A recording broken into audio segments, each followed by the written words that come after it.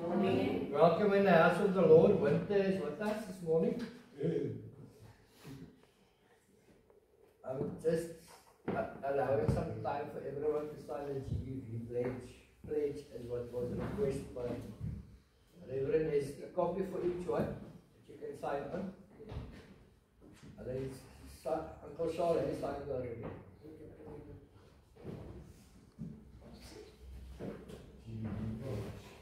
Bless you in the name of the Father, and of the Son, and of the Holy Spirit.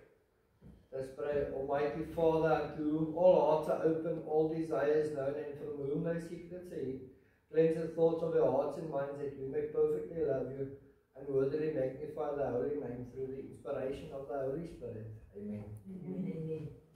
Our call to worship this morning comes from Psalm 104, verses 24 to 34, and then the last piece of verse 35. How many are your works, O Lord? In wisdom you made them all. The earth is full of your creatures. There is the sea, vast and spacious, teeming with creatures beyond number, living things both large and small. There the ships go to and fro, and the Leviathan, which you formed to frolic there. These all look to you to give them their food at the proper time. When you give it to them, you gather it up. When you open your hand, they are satisfied with good things. When you hide your face, they are terrified.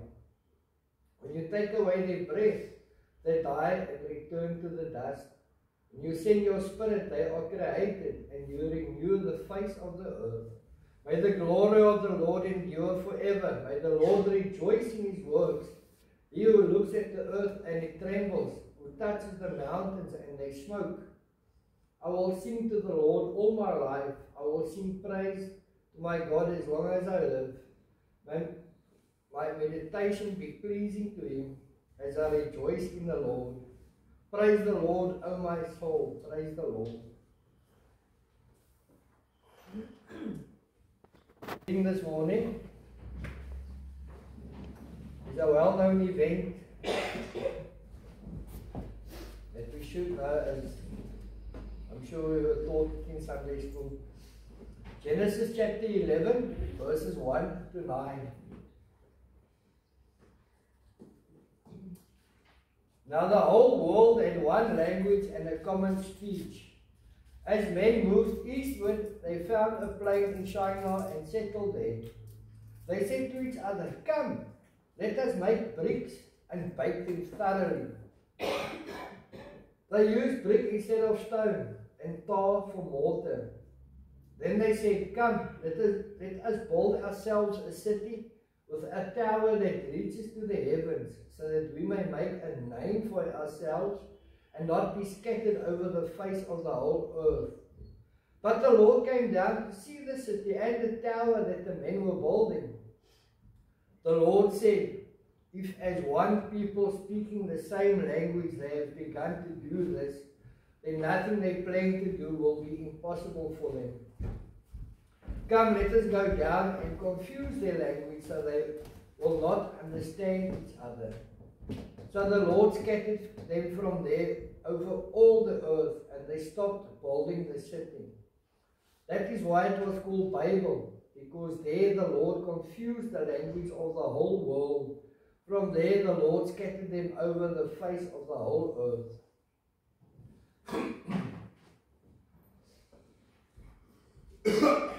Our gospel reading this morning comes from the book of Acts, the Acts of the Apostles, chapter 2, verses 1 to 21. The Holy Spirit comes at Pentecost.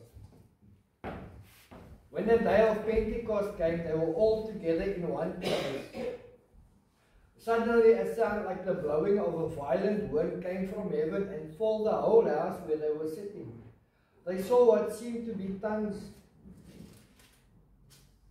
of fire that separated and came to rest on each of them. All of them were filled with the Holy Spirit and began to speak in other tongues as the Spirit enabled them. Now there were staying in Jerusalem God-fearing Jews from every nation under heaven. When they heard the sound, a crowd came together in bewilderment, because each one heard them speaking in his own language. Utterly amazed, they asked, "Are not all these men who are speaking Galileans? Then how is it that each of us hears them in his own native language?" Parthians, Medes, and Elamites, residents of Mesopotamia, Judea, and Cappadocia, Pontus and Asia, Phrygia and Pamphylia, Egypt, and the parts of Libya near Cyrene, visitors from Rome, both Jews and converts to Judaism, Cretans and Arabs, we hear them declaring the wonders of God in our own tongues. Amazed and perplexed, they asked one another, "What does this mean?" Some, however, made fun of them and said, "They've had too much wine." Then Peter stood up with the 11, raised his voice, and addressed the crowd, "Fellow Jews and all of you who live in Jerusalem, let me explain this to you. Listen carefully to what I say. These men are not drunk, as you suppose. It's only 9 in the morning. No, this is what was spoken by the prophet Joel. In the last days, God says, I will pour out my spirit on all people. Your sons and daughters will prophesy. Your young men will see visions, and your old men will dream dreams. Even on my servants, both men and women, I will pour out my spirit in those days, and they will prophesy. I will show wonders in the heaven above and signs on the earth below, blood and fire and billows of smoke. The sun will be turned to darkness and the moon to blood before the coming of the great and glorious day of the Lord. And everyone who calls on the name of the Lord will be saved. And the Lord add his blessing to his word this morning. Amen. Amen. So obviously the theme for today is the day of Pentecost. But we begin today with the event that occurred at the Tower of Babel. Way back when the people referred to that city as Babylonia, which itself carries a long history throughout the Old Testament. To Abram it was his birthplace, Ur of the Chaldeans. To the people of today it is southern Iraq. A bleak image appears of constant warfare in my mind and of what this place had become or what the people have made of this place. Back in the Old Testament times, it was a time when all people spoke one language and were unified in that one language, which at the time was Hebrew. This event at the Tower of Babel occurred shortly after the flood, when one reads Genesis properly. Genesis chapter 9 deals with when God blessed Noah's sons and commanded them to be fruitful, increase in number, and fill the earth. Genesis 9 verse 1. Then God blessed Noah and his sons, saying to them, "Be fruitful and increase in number and fill the earth." Note what God commanded the people: fill the earth.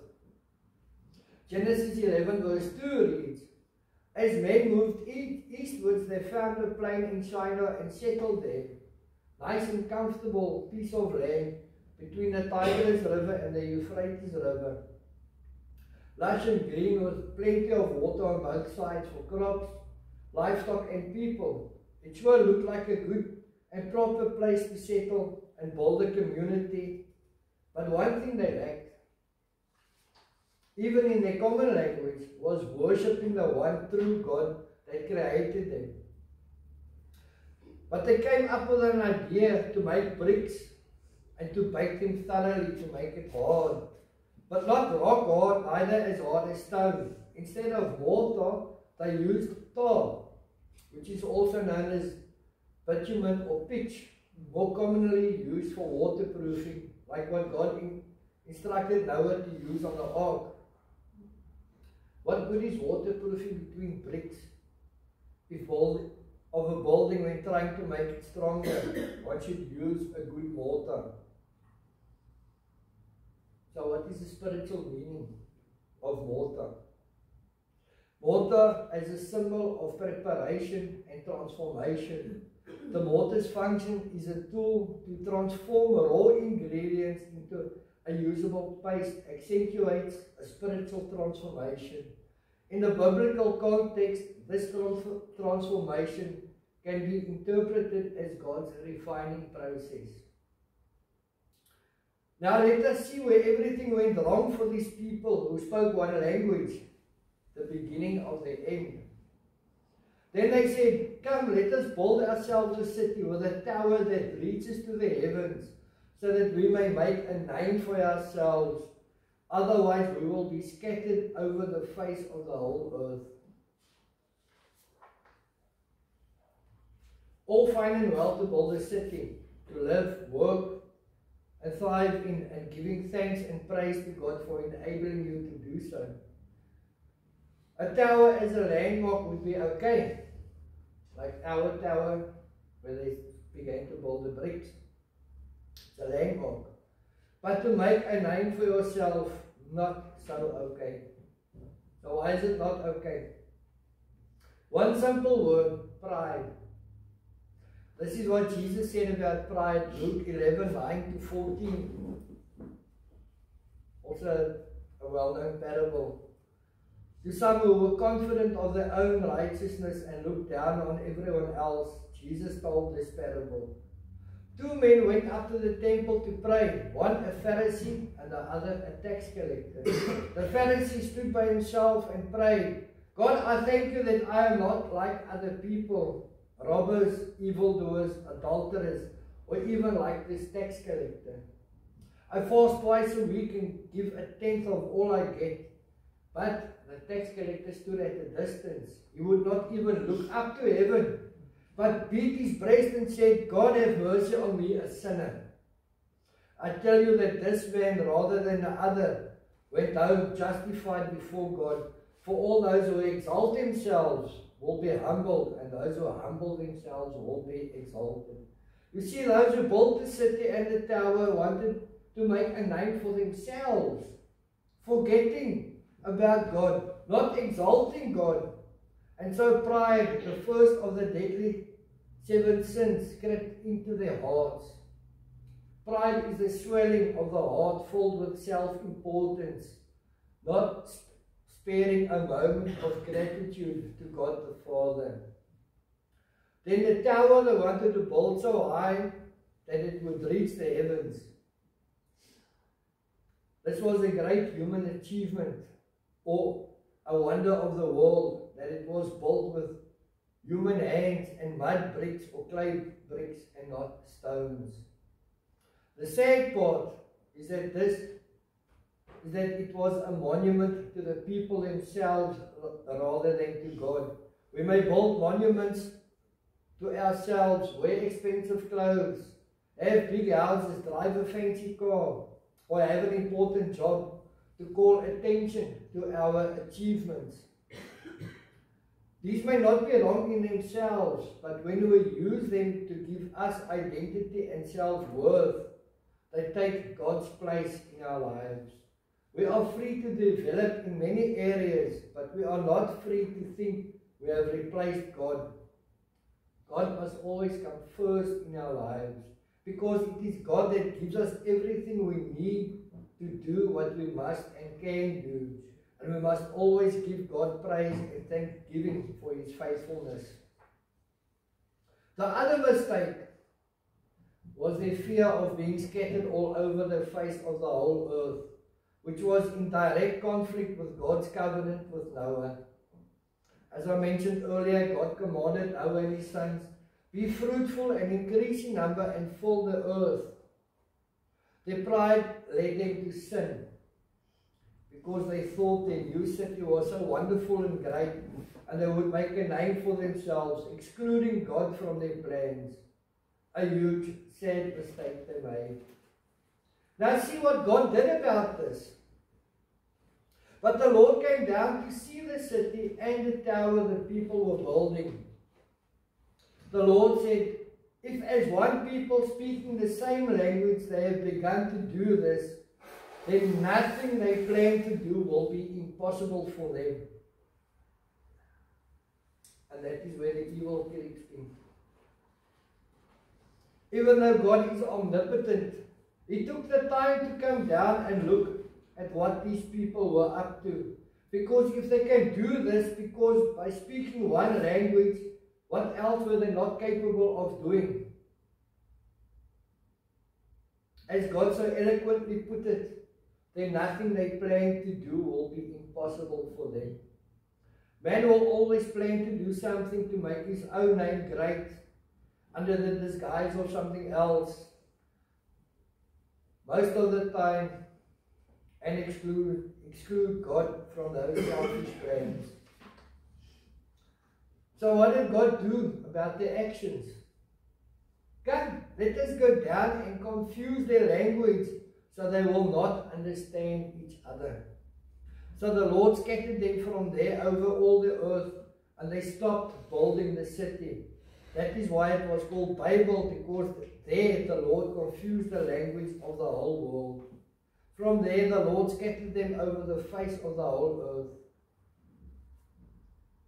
Now just to clear up something, let us, when God said let us go down, that is the Father, the Son and the Holy Spirit. Because the Son and the Holy Spirit were present in the creation.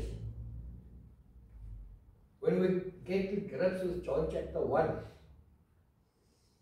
which reads, in the beginning was the Word, and the Word was with God. And the Word was God. He was with God in the beginning. Through Him all things were made. Without Him nothing was made that has been made. In Him was life, and that life was the light of all mankind.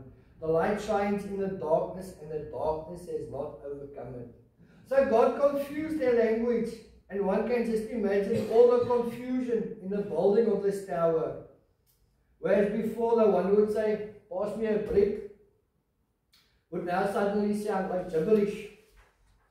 Something totally incomprehensible, and the other one would respond, I don't know what you're asking for. And so, tools down. Imagine Uncle Charlie in a big factory asking his appy, pass me a sign cutter, and he gives you a pair of pliers, or he gives you a screwdriver, and he was going to clap him. That's what was happening when God confused their language. And so not the single one understanding the other, they all left upset and confused because of this confusion between themselves, and they wondered what went wrong. They left to go and find themselves new homes where they could speak their own language and develop their own community, and thus God's command to fill the face of the whole earth would be fulfilled. Now, interesting to note, that's why the picture's up on the screen, I see. God did not destroy the city as He did with Sodom and Gomorrah. No, He just caused confusion, and the people left the place on their own accord. Archaeologists have discovered the city and its tower in southern Iraq. There's a picture of what remains of the fabled Tower of Babel. Today, that structure is more than one of these structures. It's called a ziggurat. They reckon it was a place of worship. But obviously in Genesis 11, they didn't build it to worship God. That's why it's called Babel, because there the Lord confused the language of the whole world. From there the Lord scattered them over the face of the whole earth. What God scatters, God brings together again in one place, whether they speak one language or not. Isn't that amazing? What God scatters, God brings together again. When the day of Pentecost came, they were all together in one place. Pentecost was held 50 days after the Passover feast. It was known in the Old Testament as the Feast of Weeks. It was one of the three major annual festivals stemming from Deuteronomy chapter 16 verse 16. In the Torah, the law of Moses, a festival for the harvested crops. Jesus was crucified at Passover time, and He ascended 40 days after His resurrection. The Holy Spirit came 50 days after the ascension, Jews of many nations, all speaking different languages, gathered in Jerusalem for this festival, to celebrate this festival. The event took place in Jerusalem as the disciples had been instructed to wait there for the promise of the Holy Spirit, because Jesus promised to send them a comforter or counselor. And the Holy Spirit came with power and could be felt by all those who were present that day. As Luke tells us, suddenly a sound like the blowing of a violent wind came from heaven and filled the whole house where they were sitting. This house they were in was the upper room where they had the Last Supper and where Jesus appeared to them twice. There were about 120 disciples gathered in this upper room, large enough to house so many. They saw what seemed to be tongues of fire that separated and came to rest on each of them. This was a fulfillment of the words of John the Baptist about the Holy Spirit baptizing with fire, and of the prophet Joel's words about the outpouring of the Holy Spirit. But why tongues of fire? Why not in some other form? Tongues symbolizes speech and the communication of the gospel. Fire symbolizes God's purifying presence, which burns away the undesirable elements of our lives and sets our hearts on fire to ignite the lives of others. At Mount Sinai, fire had come down on one place. At Pentecost, fire came down on many believers, symbolizing that God's presence is now available to many believers, symbolizing that God's presence is now available to all who believe in Him. God made His presence known in the most spectacular manner to this group of believers. A violent wind, fire, and the Holy Spirit, just as Jesus explained the Holy Spirit to Nicodemus in John chapter 3. Would you like God to reveal Himself to you in such a decisive manner? Sometimes we ask God, please show us a sign. But it's not always what you expect. God may do so, but be wary of your human expectations of God. In 1 Kings chapter 19 verses 10 to 13, Elijah also needed a message from God. There was a great wind, then an earthquake, and finally a fire. But God's message came in a gentle whisper. God may use dramatic methods to work in your life, or He may speak in gentle whispers. Wait patiently and listen. All of them were filled with the Holy Spirit and began to speak in other tongues as the Spirit enabled them. The power of the Holy Spirit is just amazing and awesome. All the people gathered in Jerusalem for this festival came from all over the known world, and indeed each Jew or each proselyte spoke the language of his or her native country. They heard the commotion of the sudden gust of wind and the disciples speaking in different languages and wondered, what's going on there? A crowd came together in bewilderment because each one heard their own language being spoken. Now one can just imagine a crowd coming together outside the house where the disciples were gathered. And as is human nature, when something is going on, more people become curious and want to see what is happening and why the people are gathering in one place. It's almost like you're at the counter in a shopping center or somewhere, and you stand one side, but there can be another queue there. So when you look again, people are standing behind you, thinking you're also in a queue, but you're just standing there. Same effect. They heard the noise. Hey, they're speaking our language. Let's go see what's going on there. And so the people started to gather and gather and gather. Especially when each one heard his own language being spoken in a foreign country, where only Aramaic and Hebrew were spoken in the region. and may have been the languages of Jesus and his disciples. Utterly amazed, they asked, aren't all these men who are speaking Galileans? Then how is it that each of us hears them in our native language? Parthians, Medes, and Elamites, residents of Mesopotamia, Judea and Cappadocia, Pontus and Asia, Phrygia and Pamphylia, Egypt and the parts of Libya and Cyrene, visitors from Rome, both Jews and converts to Judaism, Cretans and Arabs. We hear them declaring the wonders of God in our own language, in our own tongues. Amazed and perplexed, they asked one another, what does this mean? I mean, most of us speak English, Afrikaans. To some of us, Afrikaans is a foreign language. Jeanette is blessed with speaking also fluently. I can only utter a few phrases because I'm only enough to understand. But imagine so many languages in one place, suddenly, just like that. Just look at where all those in the crowd came from, all these different countries and different languages, and yet they hear their own language being spoken. Whereas before this great outpouring of the Holy Spirit, when they attended the Pentecost feast, they would need the services of an interpreter. But now they hear their very own languages being spoken by these men of Galilee. Just utterly amazing. Some of the crowd had a curious mind, were asking each other, what does this mean? Others, however, intended to make fun of the apostles and disciples who now suddenly spoke other languages. Some, however, made fun of them and said, they have had too much wine.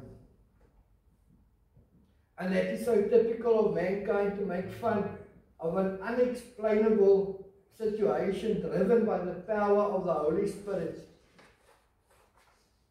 which brings fulfillment to God's plan for their own salvation. I just love the impulsive manner of Peter.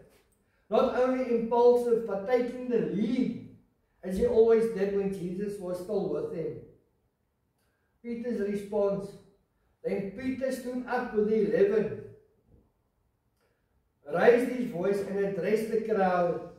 Fellow Jews and all of you who live in Jerusalem, let me explain this to you. Listen carefully to what I say. These people are not drunk, as you suppose. It's only 9 in the morning. It was common practice to serve wine with meals in those days, with lunch and supper. But Peter's point is that it is way too early for someone to drink. It is still many hours to go before lunch or supper and for wine to be served.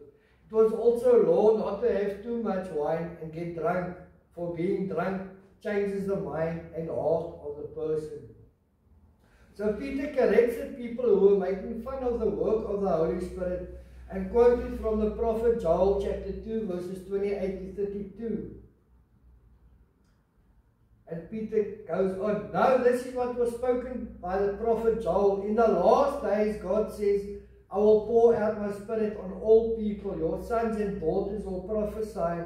Your young men will see visions. Your old men will dream dreams. Even on my servants, both men and women, I will pour out my spirit in those days, and they will prophesy. I will show wonders in the heavens above, and signs on the earth below. Blood and fire and billows of smoke. The sun will be turned to darkness and the moon to blood before the coming of the great and glorious day of the Lord. And everyone who calls on the name of the Lord will be saved. And that last verse is still applicable to this day. And everyone who calls on the name of the Lord will be saved. Peter had been an unstable leader during Jesus' ministry, letting his boldness and impulsiveness be his downfall, even denying that he knew Jesus. But Jesus had forgiven him and restored him. Here we find a new Peter, humble but bold. His confidence came from the Holy Spirit, who made him a powerful and vigorous speaker. Have you ever felt as if you have made such a bad mistake that God could never forgive you.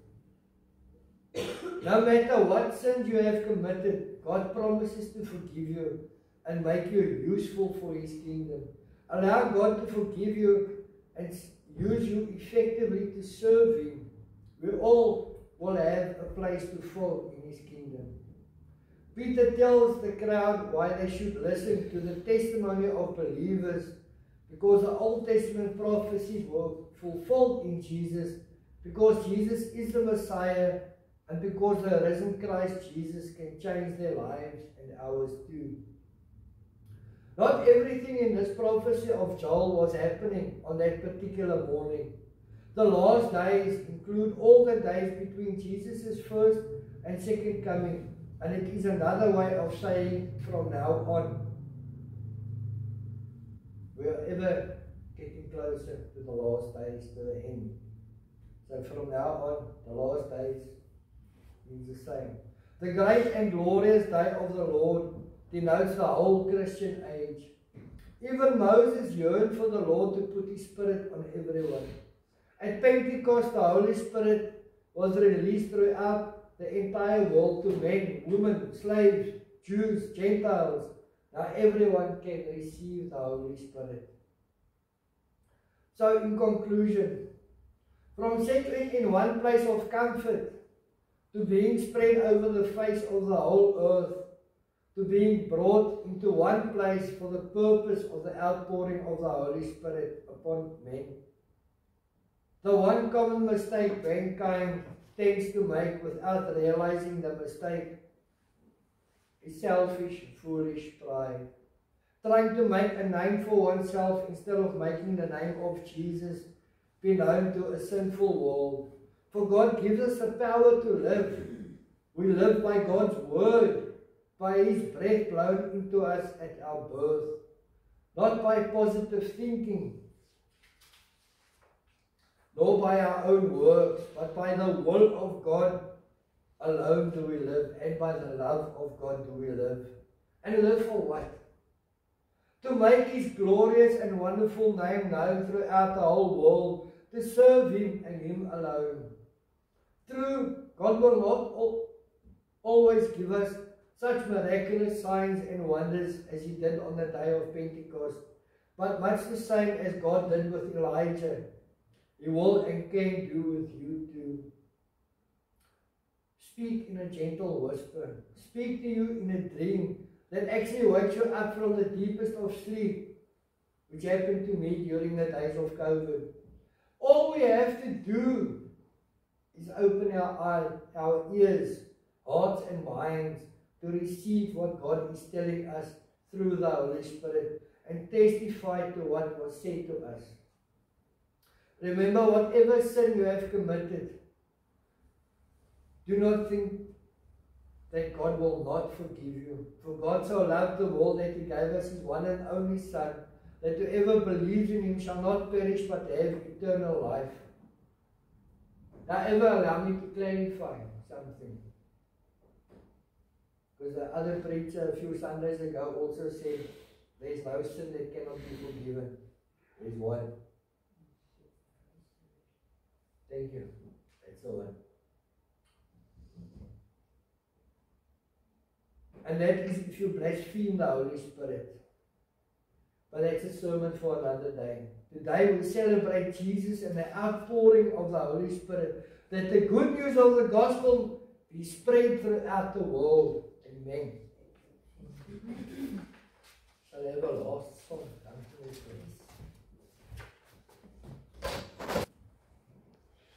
We'll say the benediction together. And now, in the grace of our Lord Jesus Christ, the love of God, and the fellowship of the Holy Spirit be with us all, now and forevermore. Amen.